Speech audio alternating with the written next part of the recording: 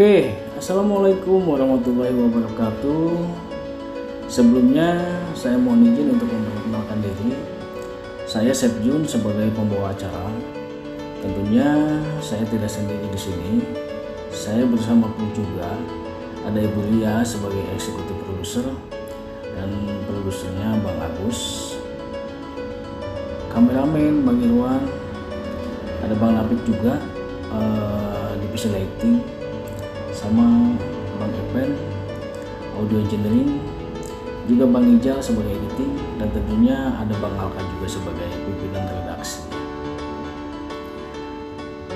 Lanjut, bagi yang belum kenal dengan channel ini atau yang baru nonton, channel ini lebih kepada berbagi pengalaman positif. Ini adalah love story kisah nyata, di mana kami membawa dan menceritakan pengalaman teman-teman semua yang telah kami terima di meja redaksi. Oke, surat pertama yang akan saya bacakan datangnya dari Fatimah asal Karawang. Assalamualaikum Fatimah, dan simak ceritanya mau saya bacakan sekarang.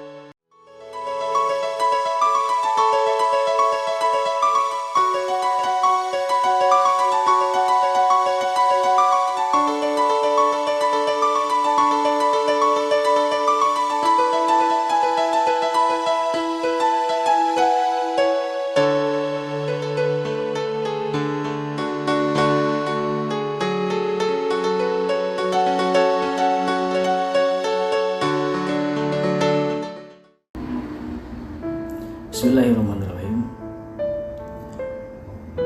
25 Juli 2002. Ketika itu aku masih berumur 19 tahun. Bisa dibilang aku keluarga yang sangat sederhana dan disiplin dalam segala hal. Sebelumnya kehidupan kami sangat bahagia, selalu ceria. Ya paling ketika datang masalah, kami masih bisa mengatasinya dengan kepala dingin. Aku Fatimah anak tunggal. Terkadang pengen juga merasakan berantem dengan adik atau kakak kandung. Ya, tapi memang sudah nasib saya menjadi anak satu-satunya dari ayah dan ibu.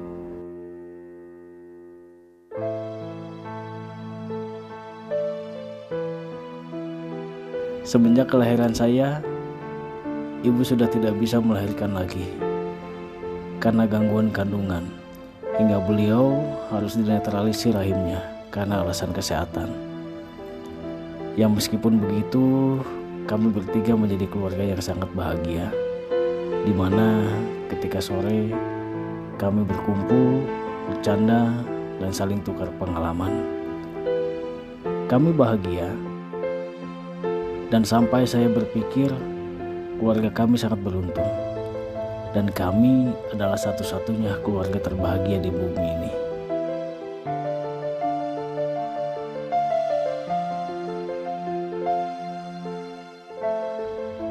Seiringnya waktu, karena kesibukan, kami jarang berbincang di ruang keluarga. Saya sering pulang malam karena tuntutan pekerjaan. Mama dan ayah pun demikian. Berbulan-bulan kami lewati suasana itu. Sampai suatu saat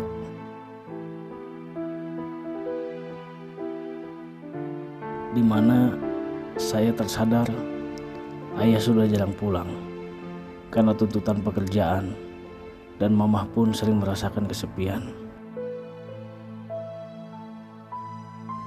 Waktu berganti dengan cepat. Sampai akhirnya saya menyadari masalah sudah datang pada keluarga kami.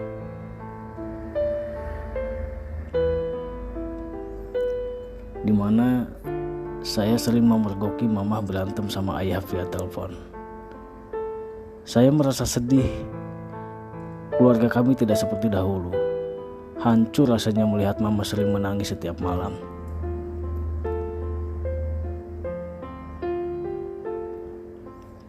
Ingin rasanya saya menghampiri mama ketika itu, tapi mama seperti berusaha menutupi dan gak mau anak semata wayangnya ikutan sedih.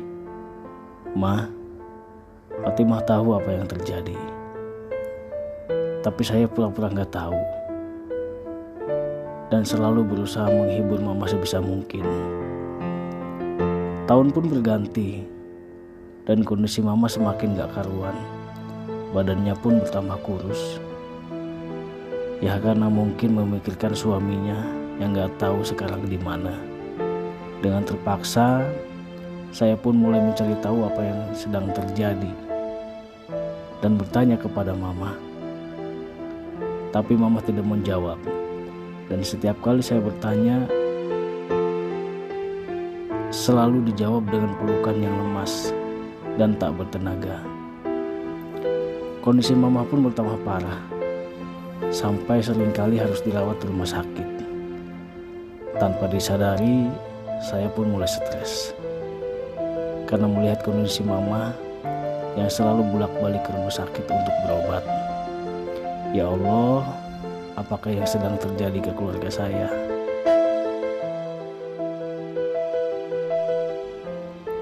Saya pun mulai mencari informasi kemana ayah. Di mana ayah? Hari itu saya berusaha mencari informasi di tempat ayah kerja.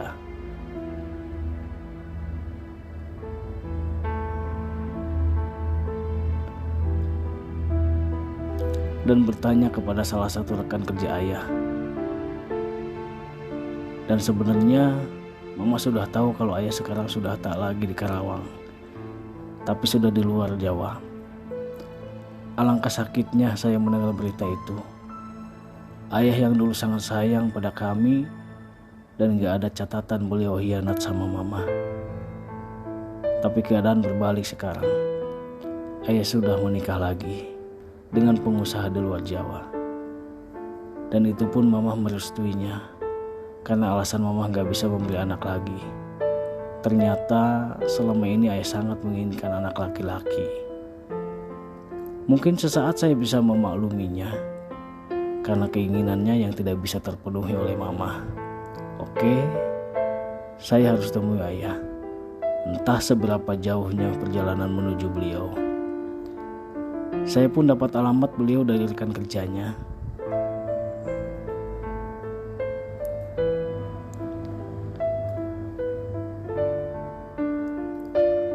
Waktu terus berlalu dan kondisi mama semakin parah. Saya pun menyegerakan berangkat menemui ayah. Dan selepas menitipkan mama ke saudara, saya langsung berangkat.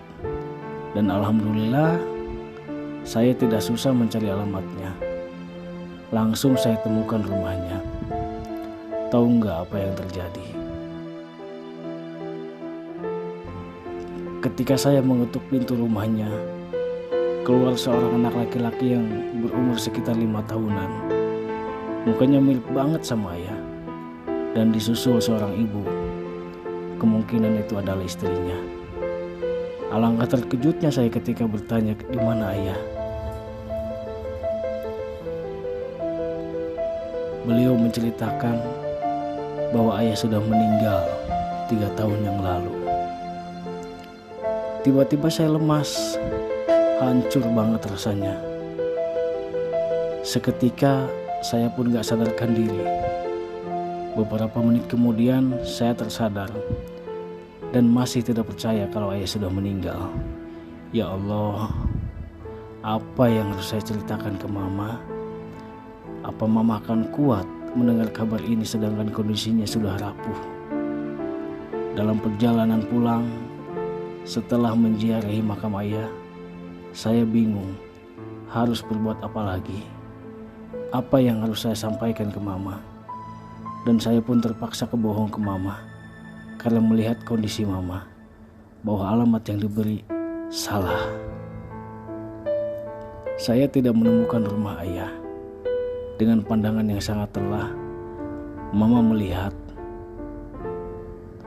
dan merasa saya berbohong. Mama bilang, mama tahu putri mama gak pandai berbohong. Mama tahu ternyata saya berbohong. Saya terus ditanya tentang kondisi ayah. Sepertinya mama memang seorang malaikat. Senyumnya seketika terpancar sambil menatap saya dan memohon supaya saya jujur. Dan akhirnya saya pun jujur bahwa ayah sudah meninggal.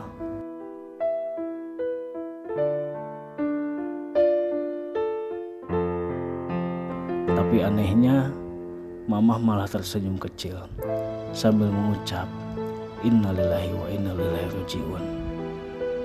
Segera Mamah memeluk saya dan berkata, "Kita harus ikhlas dan ridho."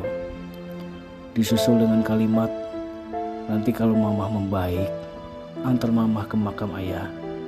Aku bilang, "Iya, Mamah sehat dulu ya." Seketika, meskipun dalam keadaan berduka, aku merasa sedikit tenang karena melihat Mamah tegar mendengar kabar ini. Aku pikir mengantar Mamah ke makam ayah akan segera tercapai. 3 hari kemudian, Mamah meninggal menyusul ayah.